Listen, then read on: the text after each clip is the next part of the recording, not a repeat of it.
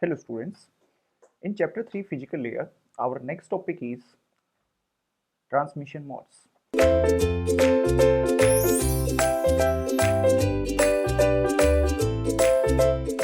Transmission modes are mainly used for the synchronization of bits. Mainly for the synchronization of bits. Synchronization of bits. Here our question is, do we send one bit at a time or we group bits into larger groups and then send data at a time? So this is the main question. Do we send one bit at a time or we group bits into larger groups and then send at a time? And why these two different representations and why these two different techniques?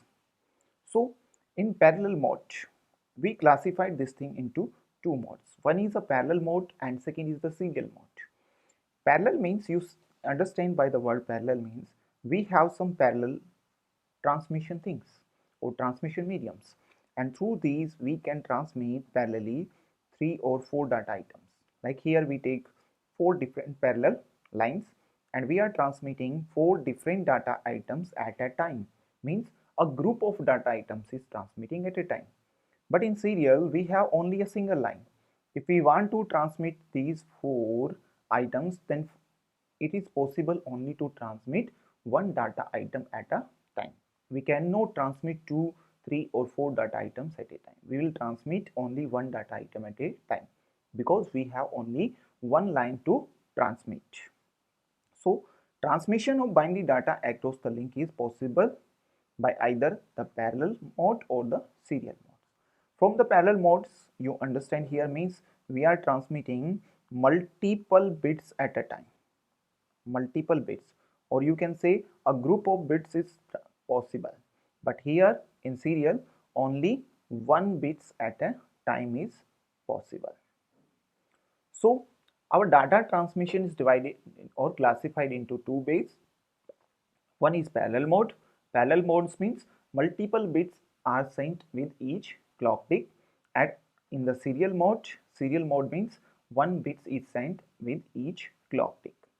Now, serial mode is also classified into 3 different modes: asynchronous mode, synchronous mode, and the isosynchronous mode.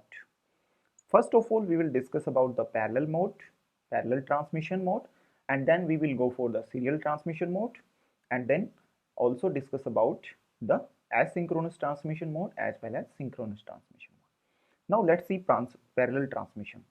Binary data is mainly consisting of either ones or zeros bits of streams, or we can organize that one into a group of bits.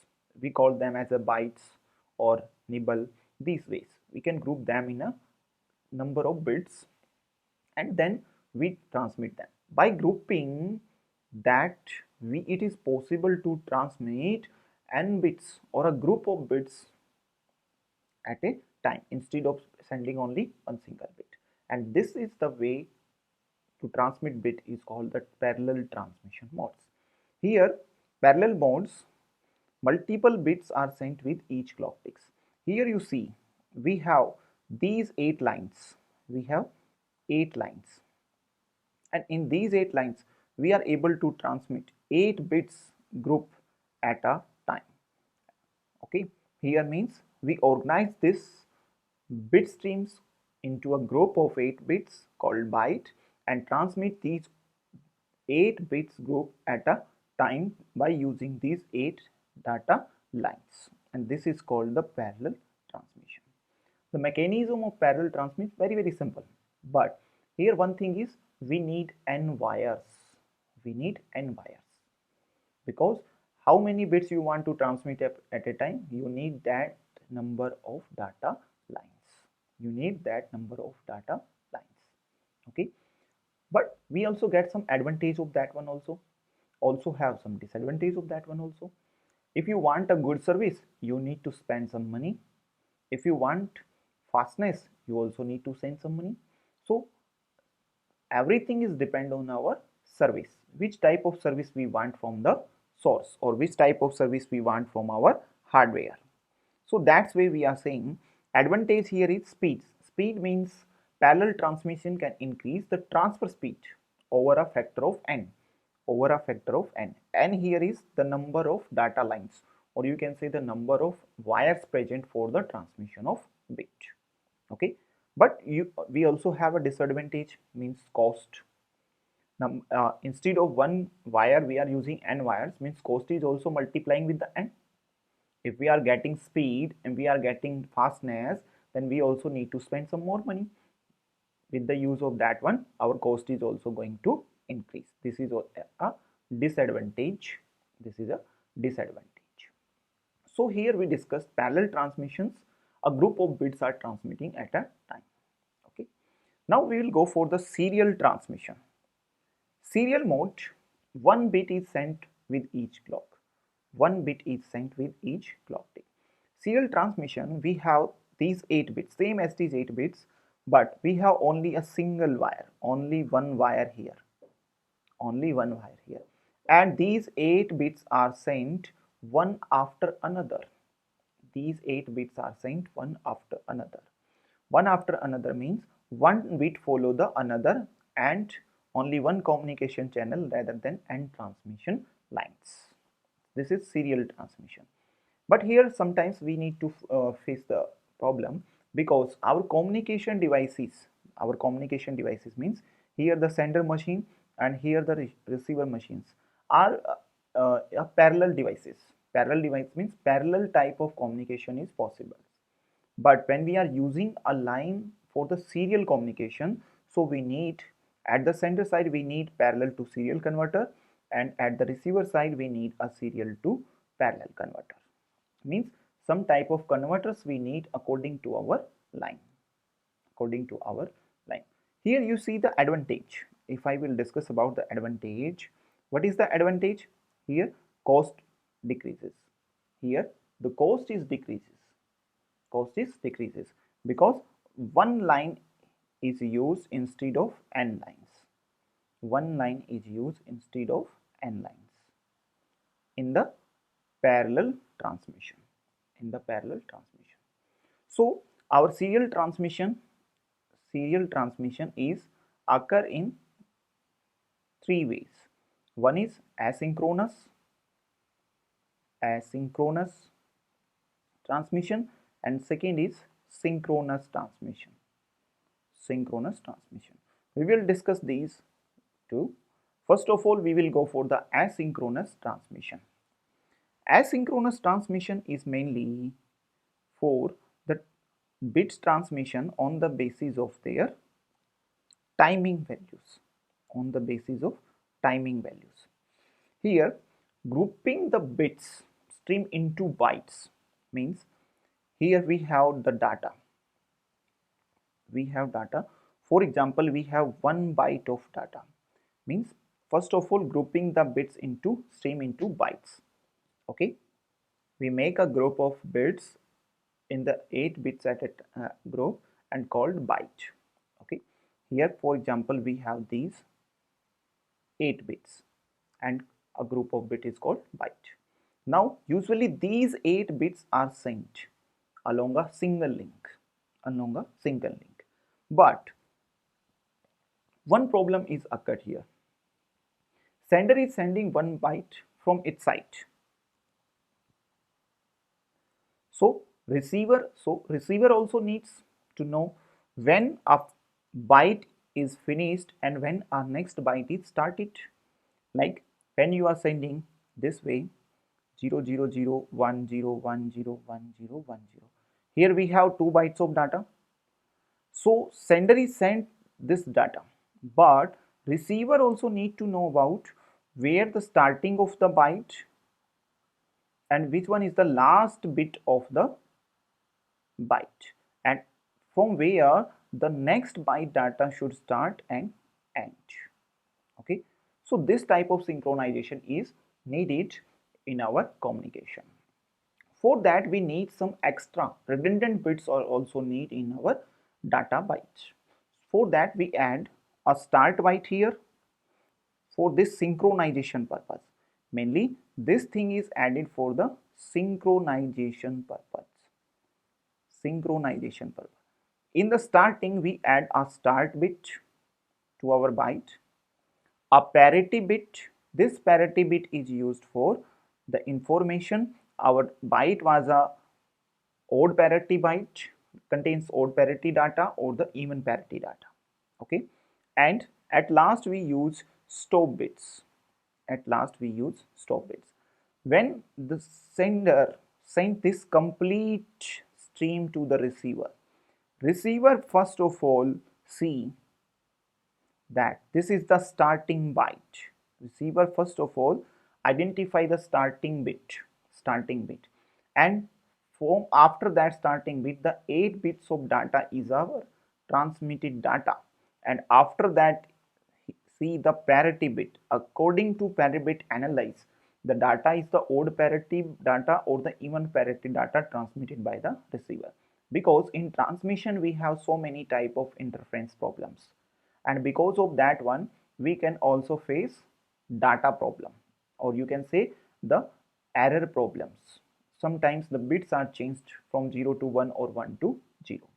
And at last using two stop bits, these stop bits are indicating this is the end of the stream, end of the byte stream which is sent by the sender. After that the next bit is coming is the start bit. After that the next bit is the start bit of the next byte stream, start bit of the next byte stream. So here we use one start bit at the beginning, one parity bit, and one or more stop bits at the end of each data byte, and also giving some gap between these bytes, so that sender can easily identify where the bits is finished and where the next byte is started. This way our asynchronous communication is possible. Here you see this is the stop bit, this is the stop bit, this one is the start bit, and here the gap is given between these bits. Because of this representation, is it easy for the receiver to synchronize every bytes of data, okay. In asynchronous means asynchronous at the byte level. Asynchronous means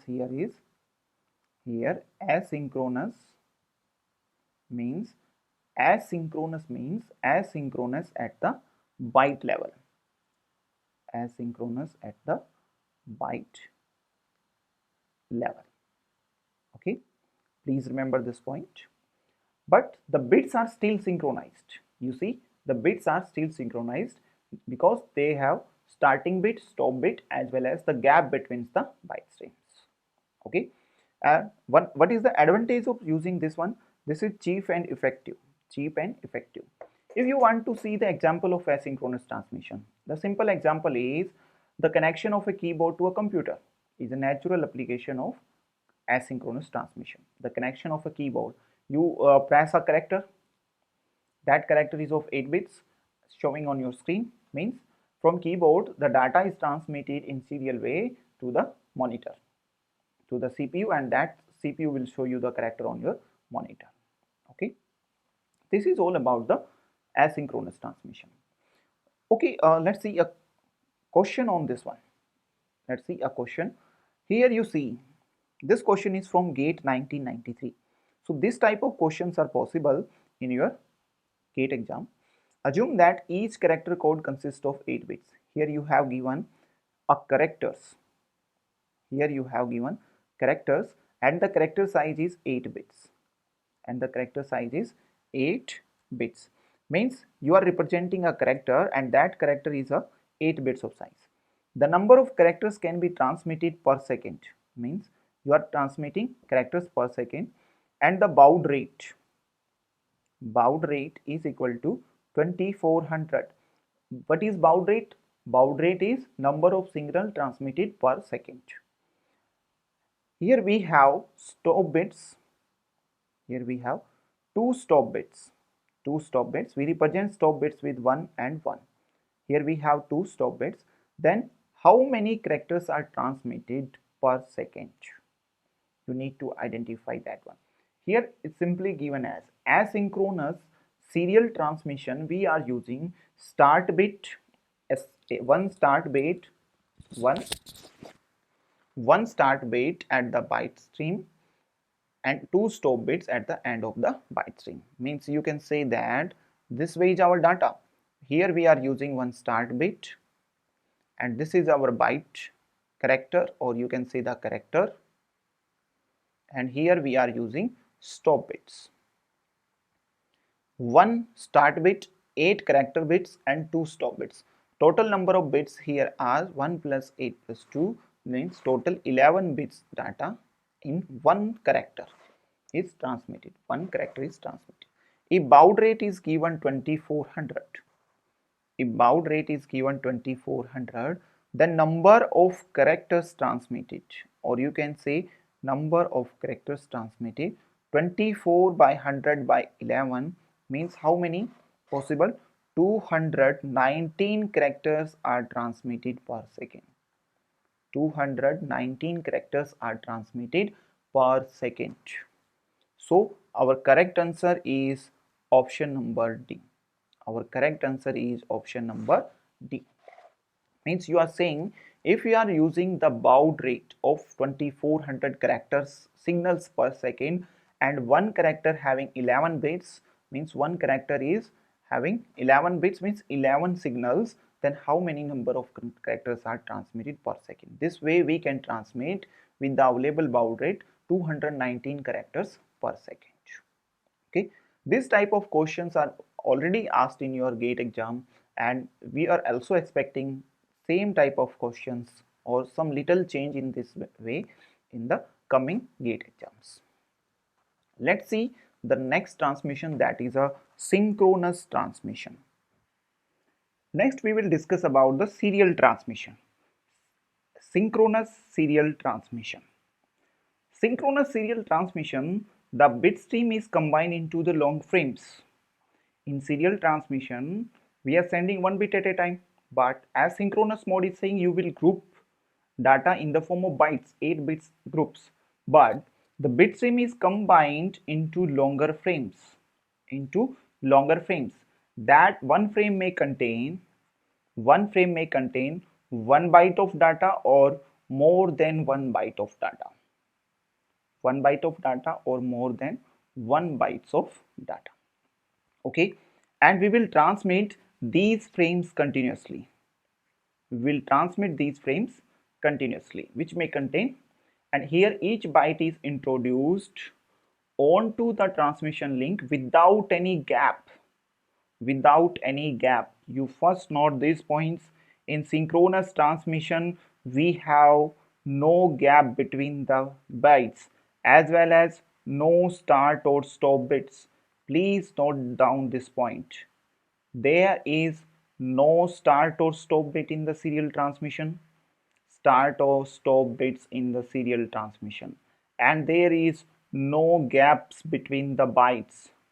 No gap between the bytes. Here the gap is maybe between the frames. Gap is between frames. No gap between the bytes. So it's the responsibility of the receiver to synchronize the frames as well as synchronize the bytes. In synchronous transmission, we send bits one after another without start and stop bits or gaps. It is the responsibility of the receiver. It is the responsibility of the receiver to synchronize all these bytes as well as frames. Bytes as well as frames. Okay, and no built-in mechanism. No built-in mechanism. Here the timing is a very important constraint, because the accuracy of the received information is completely depend on the ability of receiving device to keep an accurate count of bits as they are coming from the sender side, And important point here is no gap between the bytes, maybe the gap between the frames. So as compared to asynchronous transmission, this one is faster. This is the advantage, faster than asynchronous transmission. Advantage because there is no extra bits, no gap between the bytes. Receiver will accepting the bytes continuously one after the another. Okay, and there is no need to remove these start bit and stop bits at the receiver side. Just accept a bit or received a byte and just process it one and pass to the upper layers. Okay, that's why we are saying synchronous transmission is faster than the asynchronous transmission. Synchronous transmission is faster than the asynchronous transmission. So this is all about the transmission modes. This is all about the transmission modes. Let's see some previous year questions on the basis of this one. See some previous year questions. Here the question is, start and stop bits do not contain any information but are used in serial communication. Start and stop bits are not contain any information. First of all, start and stop bits are used in asynchronous transmission, not in synchronous transmission. In asynchronous transmission, not in synchronous transmission. And start and stop bit are used for which purpose? For the synchronization of bits. For the synchronization of bits. Okay, for the synchronization of bits. So start and stop bits do not contain any information but they are used in serial communication for, answer is, the synchronization purpose, not for the error detection, error correction or slowing down, but is used for the synchronization of bits. This question was asked in GATE 1992. GATE 1992. Let's go for the next question. Here your correct answer is answer C. Your correct answer is option number C. Next here is question from the NET September 2013. Here the question is, suppose 10,000 characters is to be sent over a link at 2400 bps. Here the bit rate is 2400 bits per second. And how many characters? Number of characters are how much? 10,000 characters. Assume that the data bit is sent in frames. Frames. Here the grouping is done in the form of frames, and we are doing frames, grouping of bits in frames in synchronous transmission. So the frame consists of 100 characters and overhead of 48 bits per frame. Here we are making up frames and the frame size is 1000 characters. So number of frames are possible. Number of frames equal to, total we have 10,000 character and one frame contain 1000 character, then total 10 frames in our final data. 10 frames are possible in our final data, and it is saying per frame you have 48 bit overhead. You can say this one is a header information. Overhead per frame how much? Per frame overhead per frame is equal to how much? 48 bits. Then total overhead here is number of frame equal to 10, per frame 48 bit, then total overhead is of 480 bits. Then the total overhead time we need to find. Here we have given the BPS, bit rate. If 2400 bits are transmitted per second, then how much time it will take to transmit 480 bits? Then this one will take how much? 1 by 2 by 10. Sorry, this one is a mistake, writing mistake. 2 by 10 second, or you can say this one is 0.2 second time. Means out of the total time, 0.2 second of time was used for transmitting only this overhead information, or you can say that the probability is 80% you are transmitting the correct data, and 20% of the data is the overhead data, overhead time. Okay, so our correct answer is option number C. Correct answer is C. Correct answer option number C. So this is all about the transmission modes. This is all about the transmission modes. So here we see how the synchronization of bits is done in the asynchronous transmission, how the synchronization of bytes is done in the parallel transmission, how the synchronization of frames are done in the synchronous transmission. So transmission modes are mainly used for the synchronization of bits and how we are transmitting data from one system to another in the form of parallel mode or serial modes.